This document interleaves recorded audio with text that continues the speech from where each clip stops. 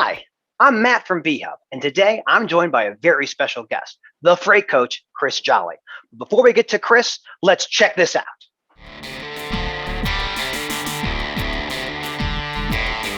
Hello again, everybody. Matt from vHub, and I'm joined by the one and only, the freight coach, Chris Jolly. What is going on? How are you, sir? Thank you for having me. It is a pleasure to have you. As you know, I've been a fan of yours for a long time. I love your content. I love the message you give. And I love that you're educating people on the world of freight brokering. So thank you so much for joining me. How are you doing today? Fantastic. I can't complain, man. It's been a phenomenal ride. I love legitimately everything I'm doing every single day. It's a blast, and I'm glad that you guys are out here putting some content out there for the world and trailer repositioning, because it is legitimately one of the biggest issues that you can have as a broker or a carrier alike. I mean, there's so much possibility here. This isn't just a one side of the fence solution that you guys are providing. That's what I love so much about your guys' product. Well, tell me about the repositioning in the freight brokerage world. And for our guests who don't know some of the nomenclature, repositioning is just a way of balancing your network. It's about taking trailers that are in an inconvenient location and making them in a more convenient place. Whether you have an owner operator or your own powered equipment, moving that asset to another location, it's one of the problems that our industry continues to face. So, Chris, tell me a little bit about how you've dealt with repositioning in the past. So for us on the brokerage side, a lot of our shippers at times, not a lot, but some of our shippers are going to ask you for a long-term rental. And you might go out there and call the legacy rental providers. A, they don't have trailers to rent, or those dates just won't work out with them. So like, what are you going to do? Are you just going to give away the business to somebody else, or are you going to try and find an active solution? And it's like, I've done this in the past where, you go and you contract through a local carrier who's got some trailers sitting there anyways, and then they'll go and drop one of them. You pay them for the rental, essentially. But you guys are bringing legitimacy to this, because what I was doing probably would have been frowned upon in today's standards. The thing is, as a brokers, you have to find solutions for your customers. You can't let this go to your competition, because that might be your one big break that gets you millions of dollars of business. And all you had to do is find a solution for a short-term trailer rental or a one-way rental. And I know that in that market as well, it's difficult to find somebody who's going to be willingly let you move it from, say, Reno, Nevada to Knoxville, Tennessee. You got to bring the trailer back to Reno. And that's Absolutely. then, and especially from a power only perspective of what you would have to source in these scenarios as a broker, where that carrier might live in Tennessee. They don't want to come back. So what are they going to do with the trailer? So that's a great question. So you identified that when you had the need from a customer of finding trailers for a particular purpose, you would go to some of the bigger players that are in the space, have been occupying it for a lot of time. But there's also, kind of as you identified, a bunch of silos of companies that have access to equipment but have difficulty communicating that visibility of the equipment that's actually available. Do you think when you were back in your brokering days, it would have been helpful to have a platform that would give you trailer sourcing in one location for any asset that you could either rent or you could reposition? Yeah, 100%. Like it's just because there's a lot of shippers out there that they need a 24-hour drop. They need to load it up overnight, and a lot of carriers aren't willing to drop it, especially if you're a small 5-truck operation. You only have 5 trailers, and you don't have any to give up at that time, and you don't want to lose that valuable time. So like they'll ask for more money. Essentially, it'll just increase the rate to the shipper. But it's like having the opportunity to do a short-term one-way rental where you could do a 24-hour drop at the shipper, and then have a power-only unit come in, drop it at the receiver, and then bring it to the nearest or wherever that. Who knows? Maybe that asset would be willing to come to, say, in Las Vegas, if that's where the load is delivering. They might be willing to come to the receiver and grab it from them, or the driver just drops it on the street. There's like the possibilities there. It's all about making it more flexible solutions for an asset owner or an asset user. What we try to strive for at vHub is to create an on-demand platform for finding available equipment and easily renting that kind of stuff. So if we have the ability to solve some of these brokers' challenges, this is just one more tool in their tool chest to help solve customer problems. Does that seem like something that brokers would find valuable? 100%. And if you don't see it as a value, you're not actually brokering freight. These are the opportunities that a lot of us are presented with to get in the door. It's not always going to be an easy one pick, one drop opportunity where, you're going to be posed with these situations where the customers are going to need some what would be perceived as an outlandish request, but that's your opportunity to get in the door. And why would you're just not going to get access to that other freight right away. You got to earn it. And what a great, Absolutely. like, and having this at your disposal is, I mean, it's a no brainer to me that you need to use stuff like this. Absolutely. Well, oh, okay. I'm being told I have to get to the copy, so just give me 1 second, Chris.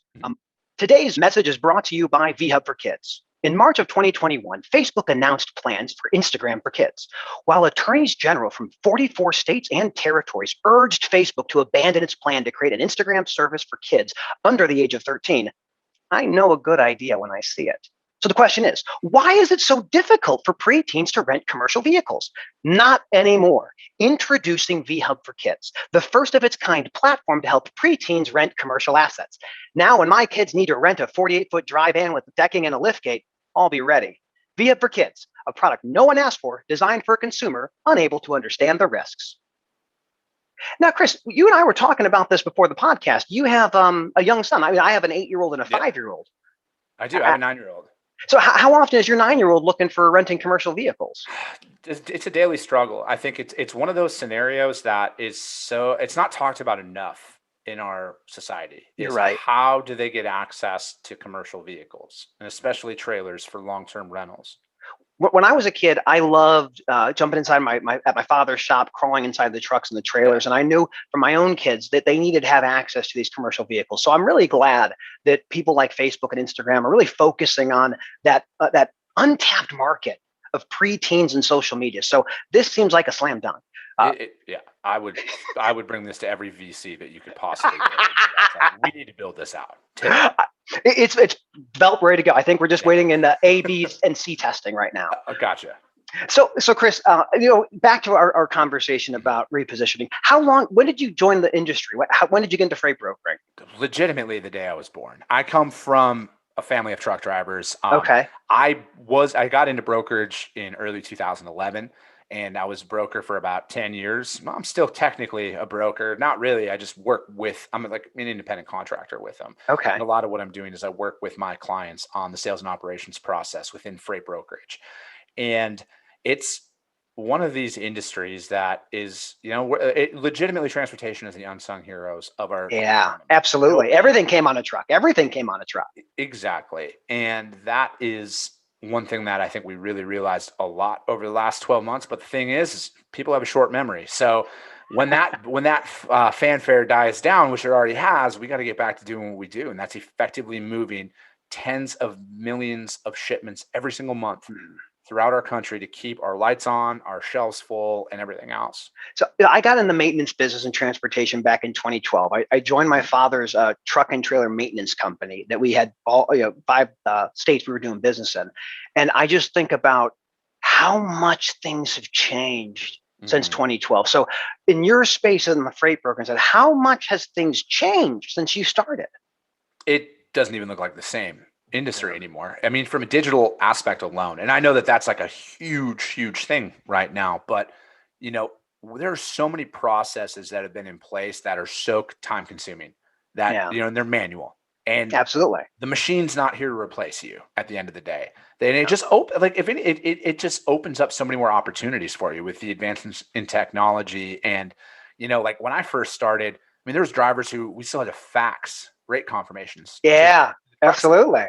I was faxing work orders, man. Absolutely. Yeah. And it's like, that's the thing, is like now, like with where that's at, with our TMSs that we operate on, the capabilities that are coming with standard now used to be massive upgrades. And that's what I think is, it's just streamlining so much more. And for me, technology does one thing: frees up time for you to add more revenue. And that's what it's all about. Nobody gets in business to break even, right? We get in business to make money, to grow, to expand. And technology affords us with that opportunity. So how do you help companies in that space? Because I know tell me more about your business and what you're doing today. Yeah. So I work with trucking companies, freight brokers, as well as tech companies who are coming into this space. I work with them on the sales process. For trucking companies and freight brokers, I work with them on the sales process. I offer sales training and operations training as well, because that's a big piece that's kind of missed out there, is the operations side. And my philosophy is this: you can have 1,000 shipments on the board, but if you can't source a carrier to move them, you're going to lose all the business. So you got to work operations and sales simultaneously together. And, we're faced with a unique skill set. Like I don't do consulting for every industry. I do it for transportation because transportation is my experience. I don't like to use the word expertise because I'm always learning, but that's where the bulk of my knowledge is. I've been through those scenarios. I've sat in every seat in a brokerage office. I can relate to those workers, to those team members. And I also work with leadership as well. Like, everybody reaches a point in a business where you might become stagnant. Like your growth has been this, even if it's 5%, it's been 5% year over year, and you need to grow. You need to change your way of thinking. And I can offer an unfiltered approach to this because I know the struggles that you're facing right now because I've been in this industry. You don't need to spend the time and pay me for 4 hours to educate me on transportation. I already know. It's like plug and play at that point. What I find fascinating is the freight brokerage industry is over $900 billion. And so this is one of these markets that is so fragmented that technology comes in, kind of to your point, of offering the ability to save time and ultimately drive revenue in other productive things. With truck driving being the most common profession in 35 states, there's no way this is going anywhere. So let me ask this, where can people find more about Chris Jolly? I would say LinkedIn is the best place to reach out to me. You can email me direct, chris@thefreightcoach.com. Otherwise, I'm heavily involved on LinkedIn and social media. It's just look for the Freight Coach on anything and you'll find me.